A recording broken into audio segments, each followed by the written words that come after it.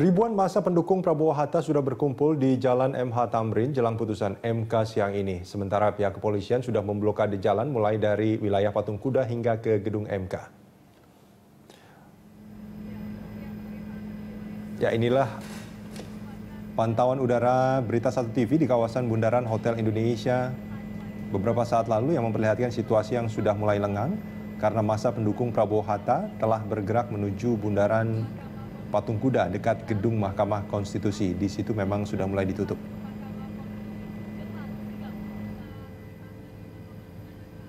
Ya, bisa Anda saksikan massa Prabowo Hatta yang tengah berjalan melintas di kawasan Jalan Tamrin, Jakarta Pusat menuju gedung MK.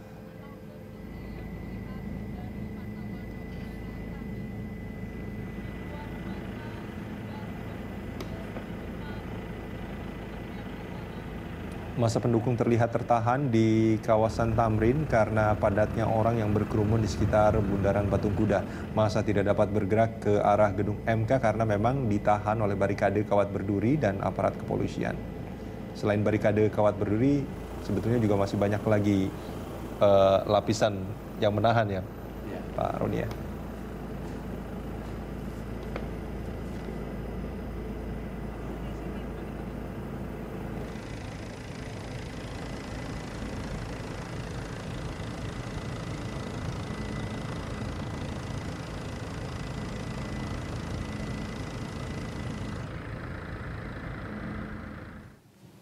Pemirsa, untuk mengetahui situasi terkini di luar gedung Mahkamah Konstitusi Jalan Medan Merdeka Barat, Jakarta Pusat, kita bergabung bersama reporter Mario de Lima. Mario, bagaimana suasana terkini di luar gedung MK saat ini, Mario?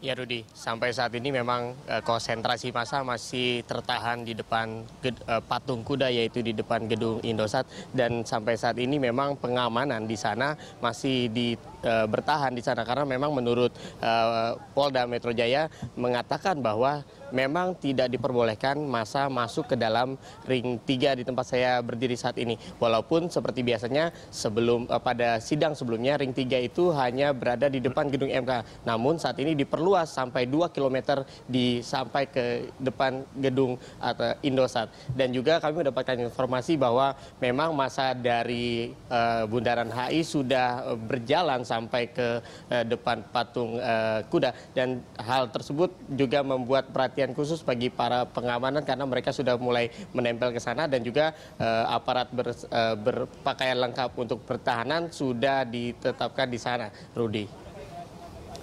Ya, Mario, kalau saya lihat di belakang Anda ini memang posisinya cukup lengang ya.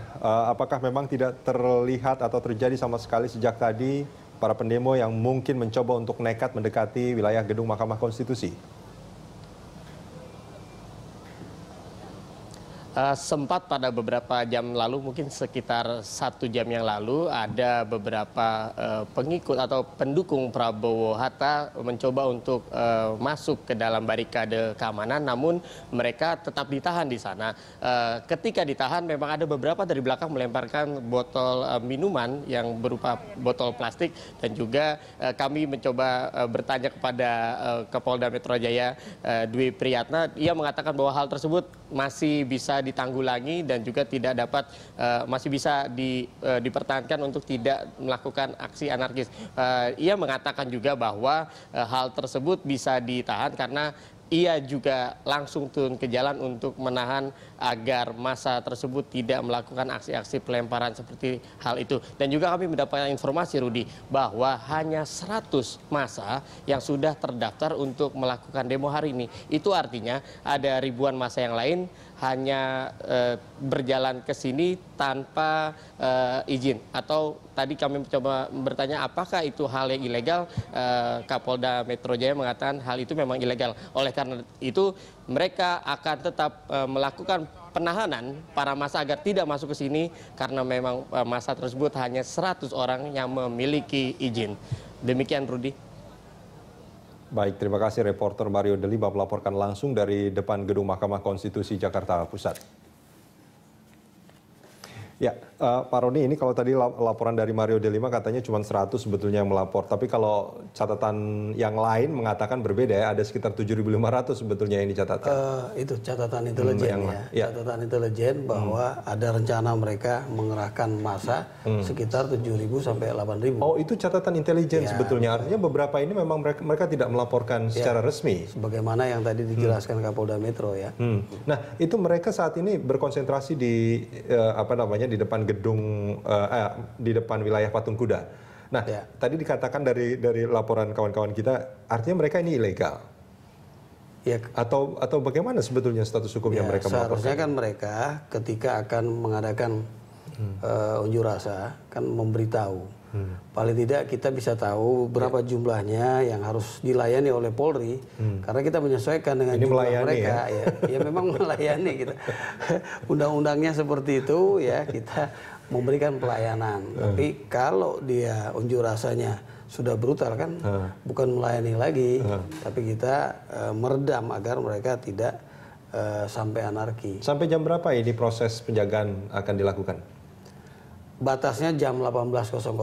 Jam 18.00 sudah harus steril ya, artinya sudah tidak ada lagi masa yang... Jam 16 sudah siap-siap biasanya mereka.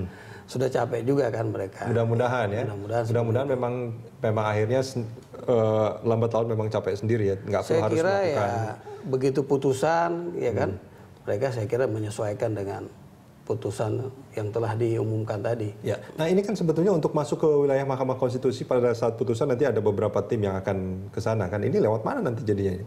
Ada jalur khusus yang disediakan karena hanya orang yang terdata. Yang memang bisa masuk ke sana sudah ditentukan oleh Mahkamah Konstitusi melalui Sekjen. Itu daftar namanya kita sudah punya. Dari tim Jokowi JK siapa yang akan ke sana? Mas saya rasa sudah ada, saya nggak tahu persis siapanya, tapi pasti tim hukum kita sudah selalu hadir memonitor minimal, karena kalau kita tidak ada kepentingan, kita lebih baik menjadi peninjau saja, tidak dalam aktivitas persidangannya tidak ikut gitu. Tapi monitoring tetap dilakukan. Monitoring terus dilakukan. Ya, dalam setiap sidang yang ada hubungannya dengan masalah gugatan ini. Dan saya ingat di 2009, saya juga sama menjadi narasumber juga dalam konteks tapi di stasiun TV yang lain. Dan rasanya nggak ada dari Mabes gitu yang diundang gitu. Jadi kami waktu itu kan hanya 3 kandidat ya, dan 3 kandidat itulah perwakilan dari 3 kandidat itu yang diundang. Saya adalah, dan pada saat itu saya mewakili Pak JK Wiranto kan. Nah, ketika diumumkan bahwa penolakan gugatan kami tim dari JK Wiranto ditolak, saya langsung secara spontan memberikan selamat kepada Pak SBY Budiono karena sudah final. Gentle ya? Ya harus seperti itulah. Artinya mudah-mudahan semangatnya juga sama dalam hal ini, karena bagaimanapun juga ini adalah suatu proses konstitusional yang harus dihormati. Jadi keberadaan pasangan siapapun yang dinyatakan posisinya seperti apa nanti, saya nggak mendahului Tuhan lah. Kalau misalnya memang tidak jauh berbeda dengan keputusan KPU yang lalu, ya sudah. Silahkan teman-teman semua juga menghormati yang sama gitu. Artinya Anda berharap semua orang juga nanti bersikap seperti Anda pada saat 2009 ketika ya harus seperti itu. Padahal waktu masih 2 jam pada saat sidang MK ini saya berdebat habis dengan yang namanya Saudara Denny Indrayana yang sekarang menjadi Wamen, berdebat habis mengenai masalah persidangan, dan kita tetap optimis bahwa gugatan kami ini cukup signifikan ya, dan pada saat itu kita menggugat sekitar 10 juta penggelembungan suara. Di sebelah di tempatnya Pak Bu Mega dan Pak Prabowo pada saat itu menggugat sekitar 20 juta penggelembungan suara. Sekarang kan dan itu semua dilengkapi bukti yang dianggap kuat ya. Kita mempunyai basis-basis yang sama, dan pada saat itu besar sekali kan, 10 juta dan 20 juta. Sekarang kan hanya sekitar 2,7 juta yang diperdebatkan dalam konteks jumlah suaranya. Dan kami pada saat itu tidak memenuhi kriteria yang namanya masif, terstruktur, dan sistematis itu, sehingga gugatan kami ditolak gitu. Jadi kalau logikanya sekarang kemudian sama, harusnya kita juga bisa memperkirakan. Kecurangannya itu udah TSM itu, terstruktur, sistematis dan masif.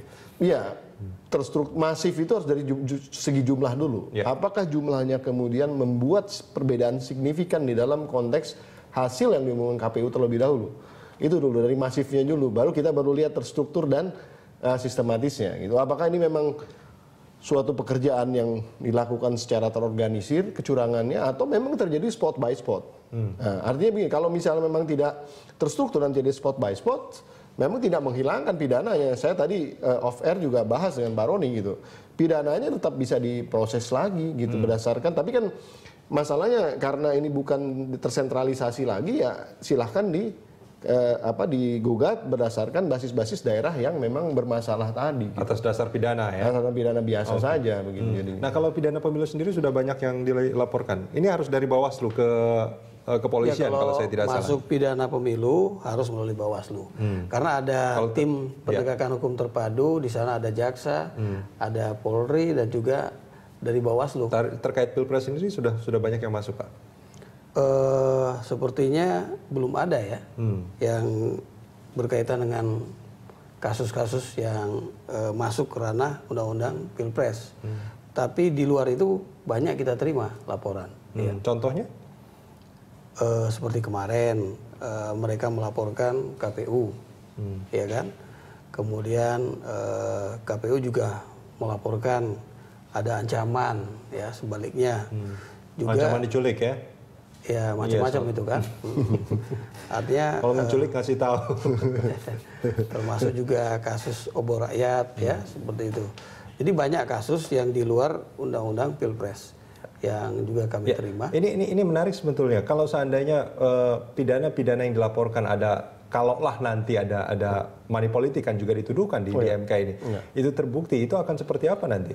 Sebetulnya money politik bukan ranahnya MK. Money politik adalah ranahnya pidana. Itu dia, artinya dilaporkan ke... Yang menjadi ranahnya MK adalah manipulasi daripada basis suara. Atau yang namanya istilahnya bisa penggelembungan ataupun juga istilahnya jual beli suara lah. Bisa juga seperti itu ya.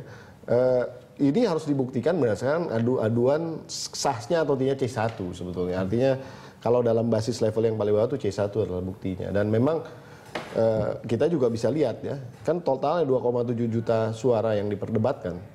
Sebenarnya kan perbedaan antara hasil KPU itu perbedaan antara pemenang dan yang tidak dimenangkan itu sekitar 8 juta suara.